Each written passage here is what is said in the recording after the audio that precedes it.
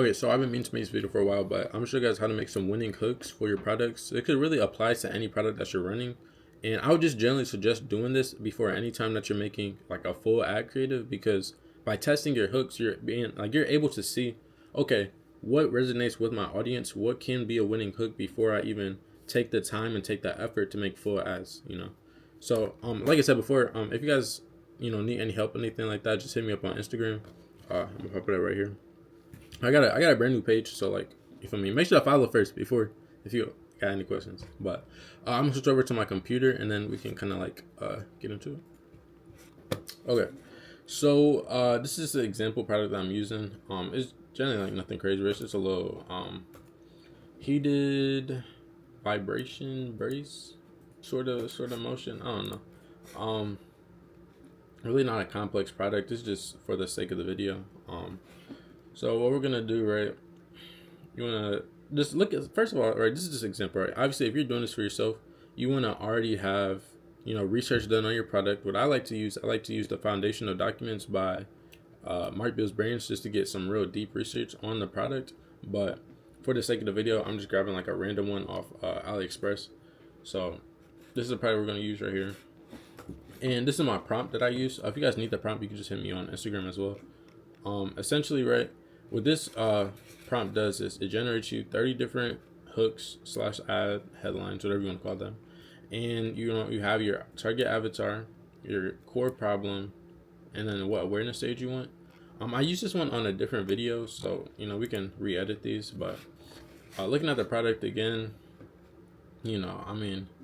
more than likely, people that need this product are a bit older, because a lot of people, when you get older, you get problems, I guess. So obviously, we can keep the 45 on here, and then the core problem, we got wrist pain.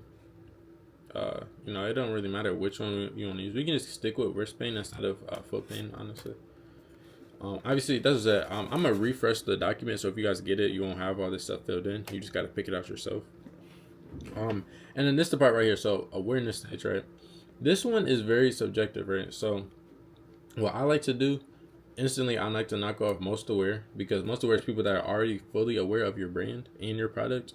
And since we're advertising on Meta and we're still sort of in the beginning stages, which most of you guys probably are, people are not gonna just know what brand you are. That's not really a common thing, because everybody's new. Everybody's just trying to get their sales up and get stuff like that. So your brand's not gonna be as recognizable, which that's okay.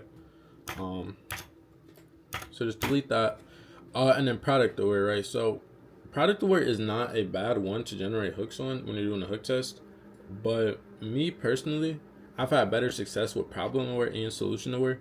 So I'm just not even gonna I'm not even gonna waste my time or money with product aware hooks, because I'm just gonna use what works for me. Obviously you guys are free to play around with any of these, pick whatever ones you want, but these are just the ones that I use. Then we have right here underwear. So underwear hooks are actually really good, right? Underwear hooks get the most amount of clicks, and they're more eye-catching than problem aware and solution aware, because they're so broad. Like, I feel like so many people can relate to underwear hooks, but the problem is that so many people can relate to underwear hooks, right? So you're not getting the best intent clicks, because obviously it's like they're literally just so randomized hooks that it's just like, if you are gonna do underwear hooks, I would generally just suggest only running underwear hooks if you're doing 30 hooks to test, or just stick with problem aware, solution aware, or maybe product aware. But definitely don't rule out underwear hooks, but just make a note to yourself, if you're gonna do underwear hooks, you got to do a test with just those. You feel me? Because they're really broad, and the KPIs on those, you want to look very very deep into them, because they're gonna get more clicks than problem aware and solution aware, because they're just that broad. But like for the sake of the video, we're just gonna run problem aware and solution aware. So get rid of those as well. And then for the primary creative format, for me, right, this is my thesis, right? I don't even know if that's the word that you want to use, thesis. I don't know, bro. But you got video and you got images, right? For me, I like to do only images when I'm doing hook tests. The winning hooks that you get from these, you can apply those to videos, But the reason why I don't do video ads is because it's so many variables, right? When you're running a video ad, you have the video, which has multiple different graphics. You have the hook, you have the body, and you have the CTA. All of those, you're going to have to test each individual one if you want to get very high intent ads. And, when you're looking at images, it's the variables are so much lower, right? If you have a winning hook, you just slap the hook on there. If you have a winning creative, slap the winning creative on there, and simple as that. And then you just kind of combine them like a sandwich. I don't know what you want to call it, but yeah, but it's just like the analogy I like to use with video ads is just like it's like a burger, right? You got the hook on the top, the body in the middle, and then CTA at the end, and you got to figure out what works. But with images, it's like it's two. You feel me? You just got hook, picture, simple as that. You feel me? But I will say though, don't rule out video ads, because the one thing I will say with video ads is they're higher intent, right? Because you have so much more time to educate your buyer on what they're buying, that by the time they click your product after watching like a 3, 4, or even like 30-second long ad, they're going to be so much more ready to buy, because you're able to convince them in the actual video rather than trying to convince them on the actual site.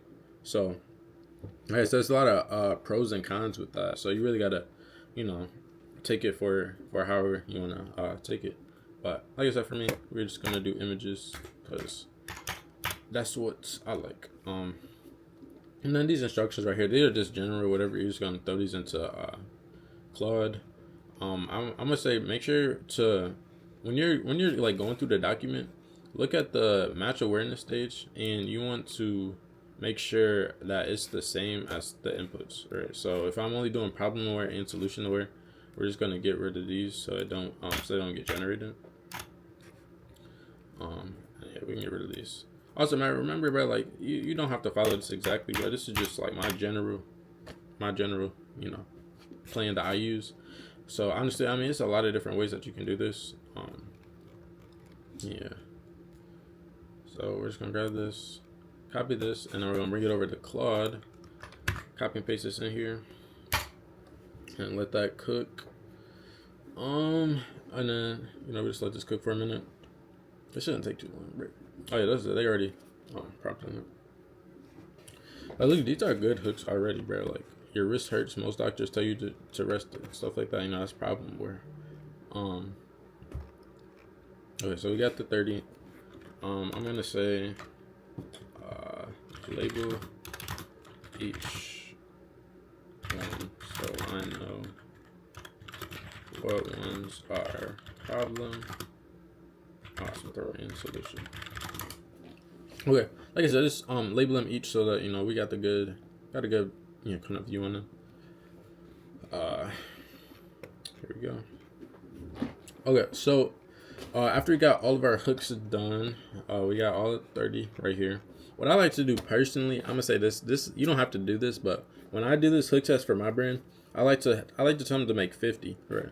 The reason why I say 50 is because yes, you at the end of the day, when you're running your actual test campaign, you do want 30 hooks. But at the same time, you got to be completely honest, all 30 of these hooks aren't going to be good, right? But if you have 50, you have a bigger like how I say, like a bigger variety to choose from when you're actually choosing the ones that you want to continue with to bring into Meta, actually spend money on. So that's just a little PSA. I would recommend making 50, but 30 is fine at the same time. So after you got your hooks made, you want to go over to Canva and you want to make a 1x1. I'm gonna see if I can show you. I don't even know if I can show you, but literally just a square, bro. 1,000 by 1,000 pixels. So when you're in here, what you want to do, you want to go to text, grab you some text, and then what I like to do, I change the font to Poppins. Make sure it's on bold as well, and then center it.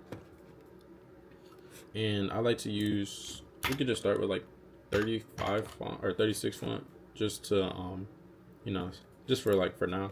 And then all you're gonna want to do, bro, is just copy and paste your hooks into into Canva, just like that. And then just like this, bro, you got your hooks done, right? And then what I actually do, I do all 30 to 50 of them. So just make it. Actually, you don't even need to make it. You just duplicate this one, really. Duplicate this page. Exit. Go over here. Copy and paste. And then see what I'm saying? Like, it's a little bit too long because you don't want it like touching the edges or nothing like that. So literally just shrink it in a bit, just like this. And then, like I said, bro, you know, you can do this to just however you want to do it. Just make sure it looks good. Make sure it's readable for the person that's going through, you know, clicking on their social media. They're like scrolling. You know, they see this, you know, they want to be able to read that, right? They don't want to be just like, oh, these words are too small, let me just skip it. Like, you want to have the words clear so people can read it and, you know, make it centered so it's not ugly, you know. So knock this out. We'll do like this. Actually, it's a little bit too big. Yeah, there we go. Yeah, there we go. I don't know. This one doesn't look centered. I don't know. I'm looking at the video. Actually, it does. I'm tripping. Duplicate. Exit this. Wristband. I'm not gonna do all of them right now because, you know, I'm not actually running this product, but just giving you guys kind of like an example on if you guys were. Duplicate. Look at these, and also, you know, that's why I said like it's good to have 50 hooks generated so that you can really go through when you're done and look to see like what is actually good and, you feel me, like what works with the brand, right? So just keep going, just keep going, keep duplicating these. I'll just do like 5 or so. Oh, I'll just go in right here, right? So if you're like, say you're doing this, right? And obviously, you know, they're coming from Claude, they're coming from AI. I'm not putting these in a humanizer, right? Because you really don't need to. But you can either do this, right? Make sure to say, okay, no, don't use the AI dash, right? Or what you could do is literally just go through them, and if you peep it, like I just peeped this one right here, like I see the AI dash, literally just delete it, bro. That's all you need to do. Just delete the AI dash because it messes up the flow when people are reading it, because like it just does, bro. Like the AI dash just messes up the flow. Like, you know, it may not be like in school when you're trying to give this to a teacher and they're just like, oh, you know, you can't use it. It's not that you can't, it just disrupts the flow as a viewer to try to read this and then read this big old freaking dash everywhere. Like nobody is trying to read that, bro.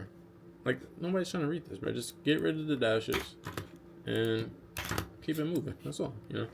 But so that's what I'm saying. Like, just go through all of these, all your hooks, copy and paste them into Canva. Make sure to use pop-ins. Make sure it's bolded. Make sure it's centered. Simple as that, right? So we can switch over to the last one right here, right? So after you have all 30. This isn't this product. This is just a different product as well. Literally, I just threw these in here just to kind of show you all what I'm talking about. But you want to make 30 of these hooks. After you get these 30 hooks, then what you want to do, this is my campaign structure. So this is what I run on, actually, like on Meta. So I run an ABO with $100 a day and the 30 hooks. I forgot to write this down, but let me write this down. One ad set. That's really all you need. Because your goal with these hooks, you're not like, I'm gonna be honest, bro. You have to remember this because some people may not understand this, right? When you're running a hook test, your goal is not to get sales. You're not doing this for sales. You're doing this to get data, right? You're buying data for your product so that you know what is gonna work when you actually transition into full ads, like a full image ad, and you're trying to make money on that. Because I'm guaranteeing you, I'm guaranteeing you guys, if you run this hook test, this strategy, you're going to get hooks that work. And you're going to be able to convert at a higher rate. I mean, you may not be able to be super profitable because, you know, your ad may just suck, but you have a higher hit rate because you know what at least resonates with the audience before you even make a full ad, you know. So this is what I do. ABO, $100 a day, 30 hooks, and 1 ad set. And then what I like to do is I make sure I let them only spend $3 each, right? And this is a weird thing because what I noticed with Meta, actually, so I found this strategy from this guy named Andres, and it's another dude I seen on YouTube that was using it. But Andres is like he's the goat. Like, he's the one that came up with this, bro. If you want to check out his channel, y'all can. He has like a little bit more in depth on this, because, you know, this is where I learned it from. But what I like to do it's a little bit weird, right? So Meta, you can set rules on Meta to cut your ads off when it spends $3. But I will say that Meta is very. I've tried it, and for some reason they generally just wouldn't cut my ads off after it hit that spend. So I just stopped doing that. I manually turn off each ad when it gets to $3 spend. But the thing is, you want to notice is with Meta ads, they try to say you're spending like $100, right? And you say to yourself, okay, I'm gonna turn off this ad when it spends $100. If you go in and turn it off as soon as it hits $100, it's still gonna spend that little bit extra, like that maybe maybe $4 or $5, because it's already loaded on people's like algorithms, so they're still gonna charge you for that because they're still showing it to people. So that's one thing you just gotta keep in mind, especially in this case, because we're going at low spend, bro. So like, we're trying to only spend $3 each. So in the case of them continuing to spend after you turn it off, what you want to do is you want to turn it off at I wrote this down too. Turn off at, I think we can do like 230 to 245, right? The reason why I say this is because yes, we're looking for $3 spend, but if you turn it off at 30 to 45, it's still gonna spend up to 3. Like I guarantee you, like I've tried this multiple times. It's so weird, but that's just kind of how it works. Like when you turn it off, they're still gonna spend. So you're gonna turn it off a little bit early, because I try my best not to go over $3 spend at all, because that's just kind of too much for this test. So make sure test each hook. Like I said, going back over, make an ABO $100 a day, 30 hooks, and 1 ad set. Let it spend $3 each, right?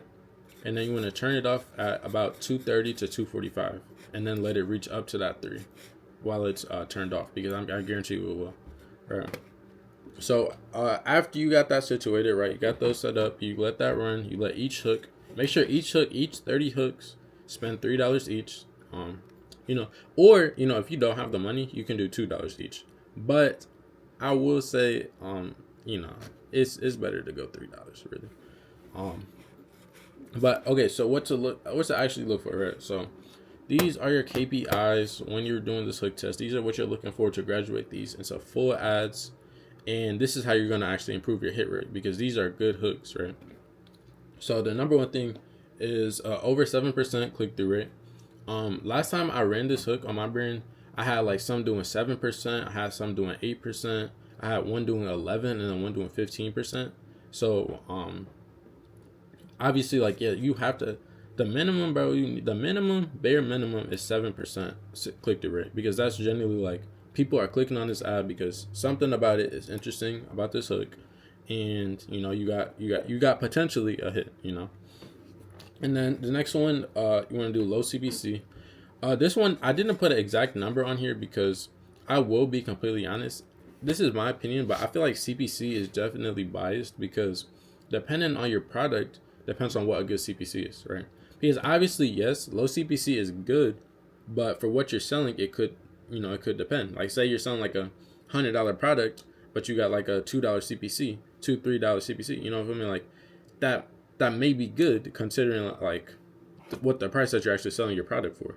So low CPC, it's so weird, bro. Maybe the more I do dropshipping, I'll understand what a solid number for a good CPC is, but in my opinion, it really depends on what you're actually selling.